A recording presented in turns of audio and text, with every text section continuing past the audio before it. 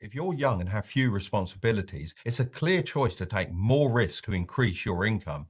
Of course, I'm not suggesting that you should go and invest all your money in crypto. The risks should be calculated. Looking back, I didn't realize at the time, but the biggest risk in my life would have been staying at that dead end job. For me, increasing my income meant starting my own business. However, if this isn't for you, you could always start a side hustle or upgrade your job every couple of years. Studies have actually found that you're more likely to build wealth faster by job hopping rather than staying loyal to one company. However, if your goal is to build wealth as fast as possible and you decide to pick the employee route, then you need to choose a career that isn't dependent on how many hours you work, but on the results you achieve. After lots of hard work and many sleepless nights, I managed to open my model shop. It was a huge success. I was reinvesting all of my money in the business to help it grow, that I didn't have time to think about investing. One day, I decided to take on a work experience lad for 2 weeks. And on the first day, all he kept banging on about was stocks and shares. And I thought, what does a 14-year-old know about stocks and shares?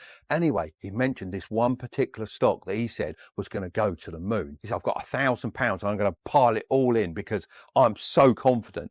And I thought, well, if he's that confident, I think I'd better have a little go myself. 2 weeks later, I drove into the shop and I had a chat with that young lad. And I said to him, do you know how much money you've made today? He said, but Mark, I don't make any money. I'm on work experience. I don't get paid. I said, son, you've made 10 grand today because that share we bought into has pretty much 10x'd overnight. And I didn't do too bad myself either.